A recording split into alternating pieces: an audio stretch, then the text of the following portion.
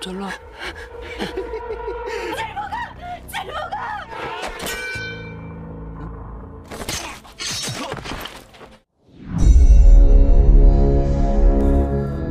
Setelah peperangan, Joseon hancur dan kian terpuruk dengan harapan hidup yang semakin kecil. Namun hal itu justru adalah sebuah peluang bagi sebagian penguasa untuk mendapatkan kekuasaan. Dengan menyewa jasa pembunuh terbaik seantero Joseon, mereka menghabisi siapapun yang mereka inginkan. Yinan adalah nama pembunuh terbaik di Joseon saat ini. Namun sedikit sekali informasi yang diketahui tentang Yinan ini, sehingga tak seorang pun yang mengetahui tentang siapakah ia dan kepada siapa ia bekerja. Yang pasti targetnya selalu mati, yang menandakan bahwa Yinan tak pernah gagal dalam misinya.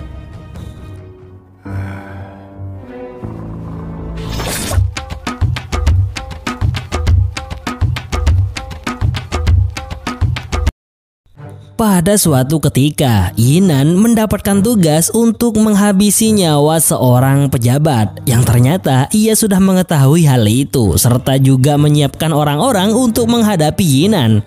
Tapi dengan mudah, Yinan bisa mengalahkan orang-orang tersebut.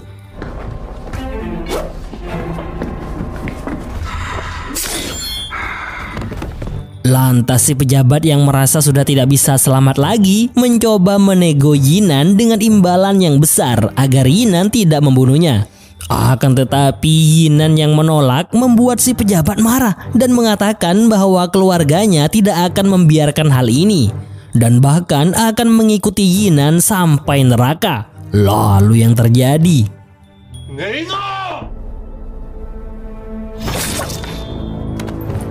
Namun hal tak terduga terjadi di saat Yinan tiba-tiba mengalami sakit pada dadanya. Setelah diperiksakan kepada tabib, Yinan ternyata mengalami penyumbatan pembuluh darah yang berpengaruh pada jantungnya. Agar tidak semakin parah, si tabib melarang Yinan untuk menggunakan jurus tempurnya. Dan yang tak kalah penting, Yinan juga tidak boleh bercocok tanam alias bermantap-mantap. Sebab jika Yinan memaksakan untuk melakukan kedua hal itu, maka bisa saja ia akan tewas. Mendengar hal itu, Yinan pun menanyakan tentang obat penawar untuk penyakitnya itu. Si tabib pun menjawab ia pernah membaca bahwa tanaman yang bernama Mahwangco bisa menyembuhkan penyakit yang diderita Yinan. Namun kendati demikian, ia tidak yakin dengan hal itu. Lantas untuk berjaga-jaga jika penyakit Yinan kambuh lagi, si tabib memberikannya obat pereda rasa sakit. Dengan catatan, Yinan tidak mengkonsumsinya terlalu banyak karena bisa membuat jantungnya meledak. Alih-alih mematuhi larangan si tabib, Yinan justru pergi ke warung esek-esek dan kemudian terjadilah apa yang dia inginkan. Sementara itu, si tabib yang didatangi dan diancam oleh para pembunuh bayaran yang mengincar Yinan terpaksa membocorkan terkait penyakit yang Yinan derita. Sehingga tak lama, para pembunuh itu pun segera mendatangi Yinan. Yinan yang kaget seketika mencabut pisang Koreanya begitu saja. Namun siapa sangka si wanita penjaga warung yang diketahui bernama Yawol itu ternyata juga pembunuh bayaran yang sudah siap mengambil nyawa Yinan. Tapi tiba-tiba, Yinan berhasil melukai salah satu mata Yawol sekaligus menghabisi para pembunuh bayaran itu. Akan tetapi akibat dari pertarungan itu serta kegiatan cocok tanam yang sebelumnya ia lakukan, penyakitnya kembali kambuh. 1 tahun kemudian, Yinan kini berada di daerah utara Joseon, tepatnya di dekat gunung Jangnim. Saat itu Yinan yang tengah beristirahat diisengi bocil-bocil yang mengambil barang-barang Yinan. Tak lama kemudian, Yinan yang sudah tidak mempunyai apa-apa melihat seorang wanita yang sedang akan diperkaos oleh 3 bandit. Namun saat akan menolongnya, Yinan justru dengan mudah dikalahkan.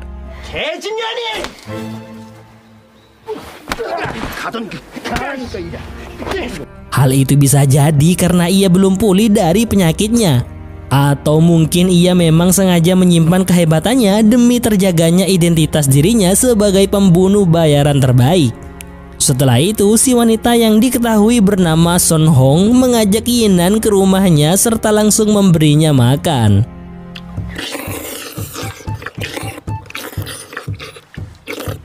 Selang beberapa waktu, anak Son Hong yang bernama Chilbok datang serta langsung menegur ibunya karena membawa gelandangan.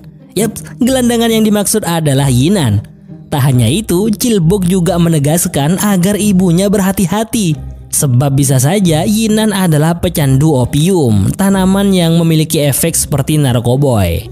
Setelah selesai makan, Yinan pun berterima kasih serta mengatakan bahwa ia akan membayarnya nanti. Tapi yang terjadi, Son Hong malah menjadikan Yinan sebagai pelayannya. Ya, ternyata rumah Son Hong itu adalah tempat tinggal sekaligus warung makan pribadi miliknya. Lantas dengan terpaksa, Yinan pun melakukan segala hal yang Son Hong perintahkan. Mulai dari mengelap meja, mengantar makanan, bahkan sampai memotong kayu bakar. Malam itu, Yinan yang tidak mempunyai tempat tinggal terpaksa harus menginap di sana, atau lebih tepatnya di kamar Chilbok. Saat itu Chilbok sedang serius membaca novel kesukaannya, yaitu novel tentang seorang pembunuh bayaran. Ia mengatakan bahwa pembunuh bayaran itu melawan banyak orang jahat, serta juga membuat wanita jatuh hati kepadanya. Oleh karena itulah, ia bercita-cita untuk menjadi pembunuh dan menghasilkan uang dengan menghabisi orang jahat, tutur Chilbok dengan begitu polosnya. Namun Yinan kemudian menimpali dengan pertanyaan bahwa bagaimana jika mereka bukanlah orang jahat. Sebuah pertanyaan yang juga pernah ia tanyakan di saat awal-awal ia melakukan tugasnya. Keesokan harinya, Yinan pergi untuk mencari barang-barangnya yang hilang. Hingga akhirnya sampailah ia di tempat seorang pandai besi bernama Chunbo. Meski cuma seorang pandai besi, ia ternyata banyak tahu tentang segala hal. Bahkan saat itu ia langsung mengetahui bahwa orang yang mendatanginya adalah Yinan, seorang pembunuh bayaran terbaik di Joseon. Lalu setelah mendengar Yinan sedang mencari barang-barangnya, Chunbo pun lantas mengeluarkannya sembari meminta maaf atas kelakuan bocil-bocil tetangganya itu. Pasalnya sebagian uang Yinan telah berkurang karena bocil-bocil itu menggunakannya untuk membeli makanan. Namun yang membuat Yinan justru kaget yaitu ketika Chunbo menanyakan tentang kesehatannya. Seolah-olah Chunbo mengetahui tentang penyakit yang kini ia derita. Mendengar hal itu, Yinan akhirnya meminta bantuan Chunbo untuk mendapatkan obat penawar penyakitnya, yaitu Mah Wangco. Yang mana menurut informasi yang ia ketahui, tanaman tersebut bisa ditemukan di Gunung Jiangnim. Menanggapi hal itu, Chunbo pun menyetujui permintaan Yinan. Tapi mengingat bahwa Gunung Jiangnim adalah tempatnya para bandit, Chunbo terlihat agak ragu. Meski begitu, ia berjanji akan melakukannya sebisa mungkin. Terakhir sebelum Yinan pergi, Chunbo mengingatkannya agar tidak menimbulkan masalah serta untuk menjalani kehidupan yang tenang. Sebab saat ini banyak sekali orang yang mengincarnya. Mendengar kenyataan itu, Yinan pun kembali ke warung Son Hong dan langsung dilatih untuk menjadi pelayan profesional. Di mana tantangan terberatnya yaitu Yinan dilatih agar bisa tersenyum. Sesuatu yang hampir sama sekali tidak pernah ia lakukan, mengingat profesinya adalah seorang pembunuh bayaran. 개구리 뒷다리. 이게 웃는 거야? Sementara itu, tampak seorang hakim yang sedang menghukum para pejabat yang dianggap tidak becus dalam memimpin kota itu. Yang mana diketahui bahwa kota itu kini dikuasai orang-orang jahat yang bahkan menjalankan bisnis perjudian dan opium.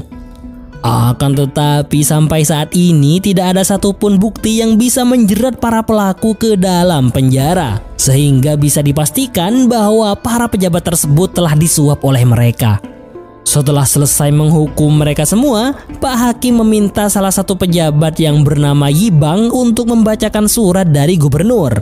Di dalamnya tertulis bahwa bandit kejam dan licik bernama Doci telah kabur dari penjara dan sedang menuju Gunung Jiangnim. Jadi intinya Pak Hakim diperintahkan untuk menangkapnya hidup-hidup sebelum ia sampai ke Gunung Jiangnim.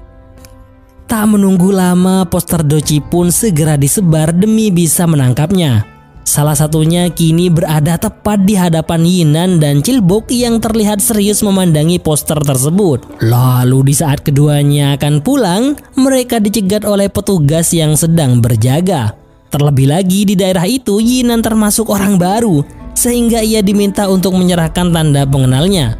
Beruntung salah satu dari mereka mengetahui bahwa Yinan bekerja di warung milik Sun Hong yang lantas membuatnya beserta Chilbok dibiarkan pergi.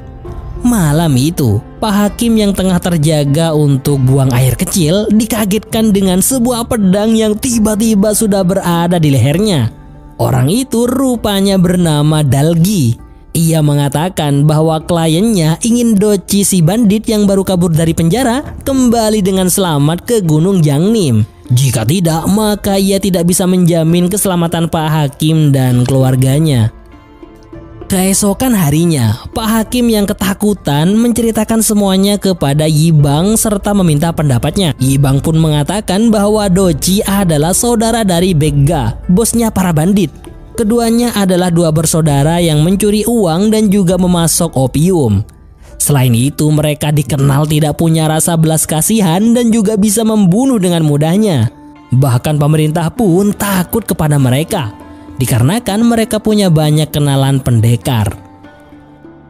Tak lama kemudian, terlihat Yibang yang sedang mendatangi para bandit anak buah Begga. Pada saat itu, mereka diketuai oleh seorang bandit sangar yang bernama Chun Sop. Di sana terlihat juga Dalgi yang mengawasi dari kejauhan. Lalu di saat Yibang dan Chun Sop hanya tinggal berdua saja, terungkap bahwa Yibang ternyata telah membuat kesepakatan dengan Begga yang tak lain adalah bosnya Chun Sop, di mana Yibang telah menyanggupi jaminan untuk keselamatan Doci dengan imbalan yang sudah ia terima. Namun setelah dilihat, imbalan itu tidak sesuai dengan kesepakatan mereka sebelumnya. Bahkan pada momen itu, Begga seakan malah mengancam Yibang. Namun Yibang tetap berusaha tenang dan justru mencoba menghasut Chun Sop. Yibang mengatakan jika Doci kembali, maka posisi Chun Sop yang sekarang akan tersingkir. Di tempat lain, di saat Sun Hong akan menutup warungnya, tiba-tiba datang dua orang yang tak lain adalah Doci dan anak buahnya. Di sana keduanya bertingkah menjengkelkan dengan memaksa Sun Hong, Yinan, dan Chilbok untuk tersenyum. Padahal saat itu posisinya sangat menegangkan. Pasalnya saat pertama kali datang mereka sudah mengetahui bahwa keduanya bukan orang baik-baik. Sedangkan untuk Chilbok sendiri, ia terlihat tercengang sama seperti di saat ia melihat poster Doci sebelumnya. Lalu di saat Doci memanggil Chilbok dengan niat akan membayar menggunakan uangnya yang tidak seberapa itu, tiba-tiba. Ya, ternyata Doci adalah orang yang dulu telah membunuh ayahnya. Sehingga tak heran jika ia nekat dan berani untuk menyerang Doci. Akan tetapi walaupun serangan itu berhasil dicegah Doci dengan tangannya, ia sudah terlanjur marah serta memutuskan untuk memotong tangan Chilbok. Lalu tiba-tiba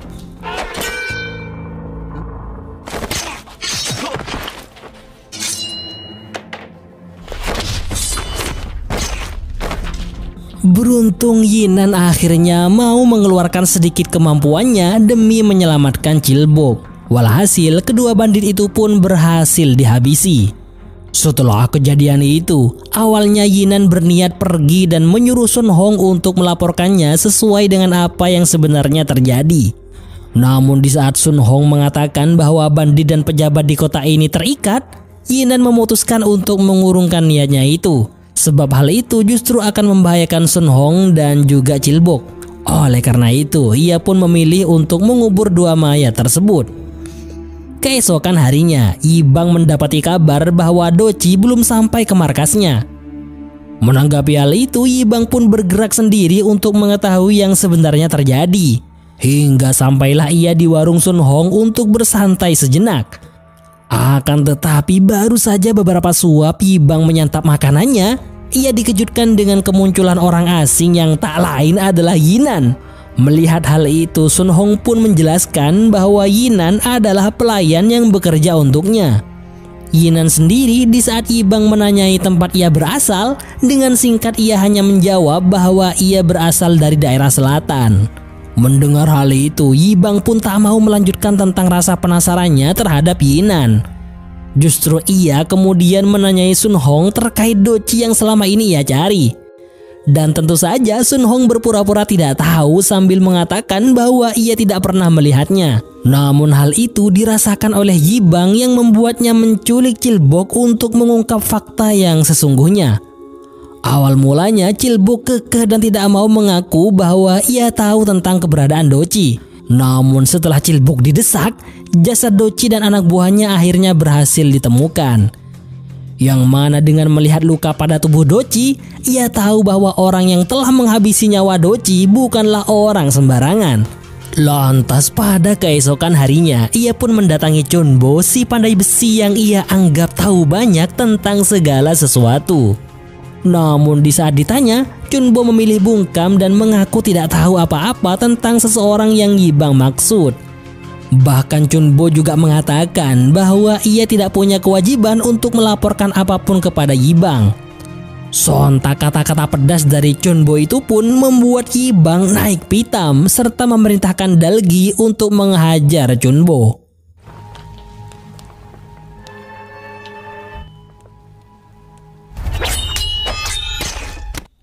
Tapi separah apapun luka yang ia derita, Chunbo tetap kekeh untuk tidak buka mulut. Bahkan ia sudah siap mati karena hal itu. Melihat hal itu, dengan liciknya Yibang malah mengancam akan memotong kaki bocil-bocil yang merupakan tetangga Chunbo. Yang mana hal itu akhirnya berhasil membuat Chunbo buka mulut. Sehingga Yibang akhirnya tahu bahwa seseorang yang telah membunuh Doci dengan mudah adalah pembunuh bayaran terbaik di Joseon bernama Yinan. Malam itu, Yinan dan Sun Hong yang resah menunggu Chilbok yang tak kunjung datang, dikagetkan dengan kedatangan Yibang dan anak buahnya. Yang mana ia mengungkit perbuatan Yinan dan juga Sun Hong yang terlibat atas terbunuhnya Doci. Dan seharusnya dirinya sebagai pejabat bisa saja membunuh Yinan dan Sun Hong karena hal ini. Tapi jikapun ia tidak melakukannya, maka dipastikan Begga akan datang sendiri untuk membunuh keduanya. Pasalnya, Doci adalah adik kesayangan Begga. Dan alasan satu-satunya kenapa Begga belum melakukan hal itu, yaitu dikarenakan Yibang lah yang mencegah mereka untuk turun gunung. Jadi intinya Yibang di sini ingin menyampaikan bahwa ia punya koneksi dengan para bandit, sehingga memberi kesan agar Yinan tidak macam-macam dengannya. Akan tetapi Yibang justru menyuruh Yinan untuk melakukan hal yang tak terduga untuknya. Imbalannya yaitu nyawa Chilbok dan juga Emah Wang Cho yang selama ini Yinan cari. Dan ternyata ia diminta untuk membunuh Begga. Di rumahnya, Chunbo meminta maaf karena telah membocorkan tentang Yinan, termasuk juga tentang penyakitnya. Ia mengatakan bahwa ia terpaksa melakukannya dan kini telah siap jika Yinan akan menghabisi nyawanya. Namun Yinan justru hanya meminta agar Chunbo menceritakan tentang siapakah Yibang sebenarnya. Yibang alias Kim Jahong dulunya adalah kepala pendekar pedang di wilayah Anbyon. Sedangkan saat ini ia yang menjadi pejabat pemerintah diketahui masih diam-diam mengendalikan pendekar pedang dan juga menjalankan bisnis penjualan opium. Akibatnya orang-orang banyak yang terjerat hutang, lalu ia rampas tanah dan keluarga mereka untuk kemudian dijual. Selain itu, ia juga memeras hakim dan menjadikannya sebagai boneka. Jadi bisa disimpulkan bahwa penguasa yang sesungguhnya di daerah itu adalah Yibang. Meski di awal cerita kita diperlihatkan Pak Hakimlah yang berkuasa, sebab Yibang melakukannya tanpa sepengetahuan dan kesadaran Pak Hakim. Namun di waktu yang sama, ada kelompok Begga yang sangat kuat dan selalu mengancam Yibang agar menghentikan bisnis opiumnya. Nah, oleh karena itulah ia sangat ingin membunuh Begga. Jadi intinya kalau dilihat dari luarnya saja antara Yibang dan Begga kelihatan tidak terjadi apa-apa. Bahkan justru lebih tampak sering bekerja sama. Akan tetapi Yibang sendiri ternyata ingin sekali membunuh Begga karena bisnis opiumnya yang terancam. Dan satu hal lagi, bahwa Dalgi dari awal memang adalah anak buah Yibang, bukannya Begga. Jadi alasan ia dulu mengancam agar Pak Hakim membiarkan Doci pulang dengan selamat Tak lain karena itu adalah kesepakatan antara Yibang tuannya dengan Begga yang ingin Doci pulang dengan aman. Setelah mendengar penjelasan Chunbo dan mengetahui sedikit banyak tentang Yibang, Yinan pun memutuskan untuk tetap melakukan kesepakatannya dengan Yibang untuk membunuh Begga. Yang mana jika Yibang ingkar janji terkait Cilbuk dan Ma Huangco yang menjadi imbalannya, Yinan tak akan ragu untuk menghilangkan nyawanya. Di tempat lain, Chunsob memarahi Yibang karena telah mengirim Yinan untuk membunuh bosnya. Ia pun sebenarnya ingin segera kembali ke markasnya untuk menyelamatkan Begga. Namun dengan mulut licinnya, Yibang menghasut Chunsob agar mau bekerja sama dengannya dan membiarkan Begga terbunuh oleh Yinan. Ia mengatakan dengan kematian Begga, maka secara otomatis Chunsob lah yang akan menjadi bos bandit menggantikan Begga.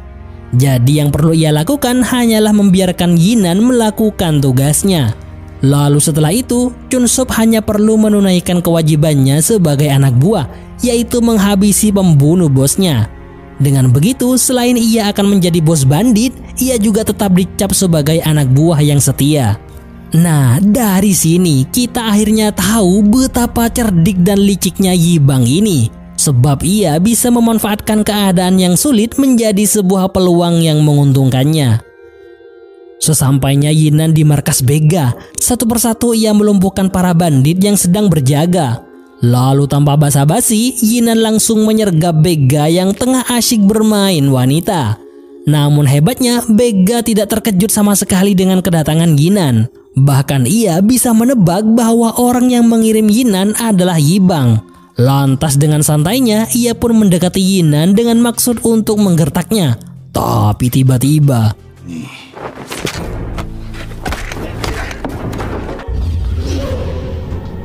betapa terkejutnya Yinan saat melihat Begga dengan mudahnya menarik pedang itu dari perutnya.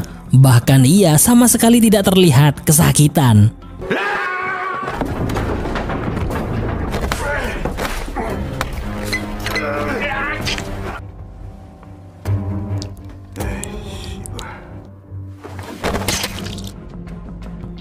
Setelah kematian Begga, sesuai rencana, Chunsob dan anak buahnya langsung mengepung Yinan dari dua sisi yang berbeda.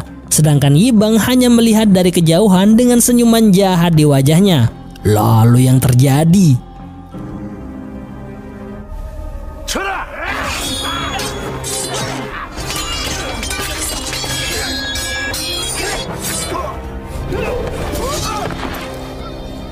Dan benar saja, Yibang telah memperkirakan bahwa Yinan tidak akan bertahan lama karena penyakitnya. Sehingga ia yang sudah pingsan akhirnya dibawa ke markas Yibang. Malam itu, di saat Yinan tengah terikat dan di depannya ada Dalgi yang menjaganya, tiba-tiba muncul pria random yang mengatakan bahwa ia disuruh Yibang untuk memotong tumit Yinan. Namun saat akan melakukannya, ia malah kebanyakan bacot dan tanpa sadar ia menceritakan bagaimana dirinya telah membunuh Cilbok. Ya, ternyata Cilbok telah mati dan orang inilah yang melakukannya atas perintah Yibang. Mengetahui kenyataan itu, Yinan sontak murka dan tanpa ampun langsung menghabisi orang itu.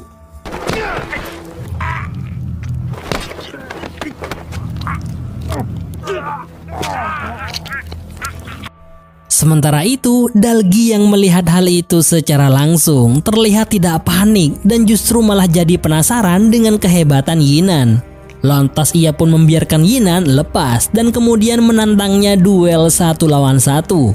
Dari raut wajahnya terlihat ia sangat yakin bisa mengalahkan Yinan. Apalagi ia tahu bahwa Yinan saat ini tidak dalam mode terbaiknya. Lalu pertarungan pun terjadi.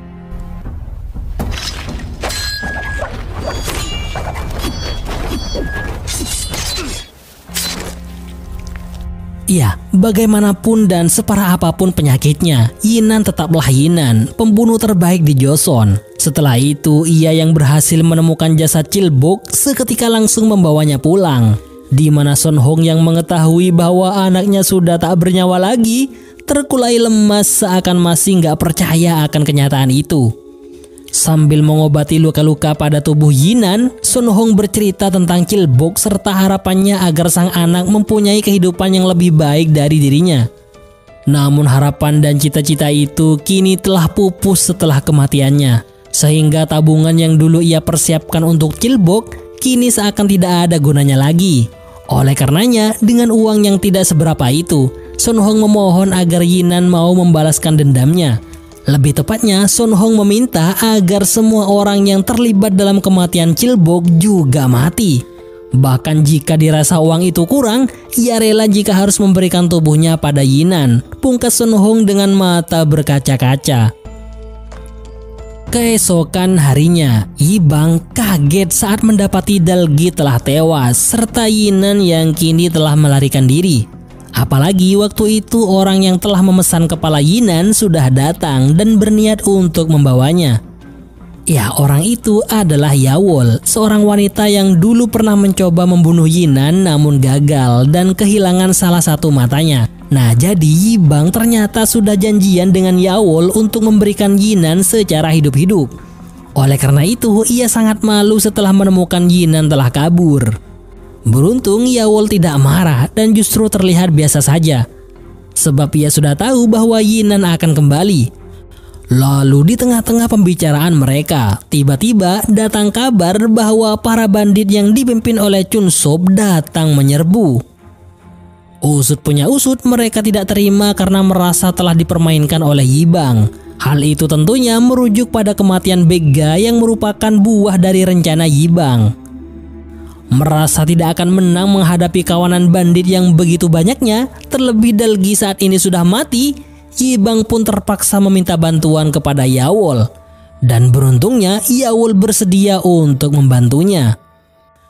Di luar gerbang, di saat Chun Sop dan kawan-kawan sudah mulai kelelahan menunggu, tiba-tiba Yinan muncul dan mulai menyerang.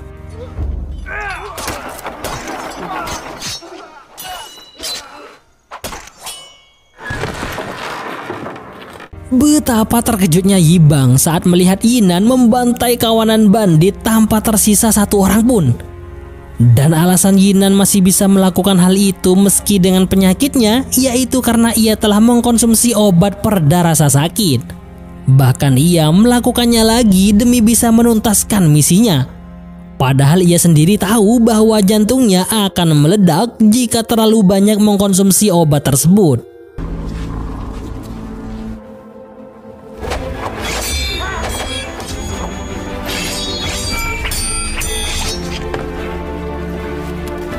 Setelah Yinan menghabisi cukup banyak anak buah Yibang, dari sinilah Yawol memperlihatkan kekuatan rahasianya, yang mana dengan kekuatan matanya ia menghipnotis anak buah Yibang yang tersisa agar berani menghadapi Yinan. Bahkan dengan kekuatannya itu, mereka yang asalnya sudah tumbang akhirnya bisa bangkit kembali. Akan tetapi dengan segenap kekuatannya, Yinan berhasil menerobos dan hampir saja melukai Yawol. Lalu di saat Yinan seakan sudah tidak bisa selamat lagi, tiba-tiba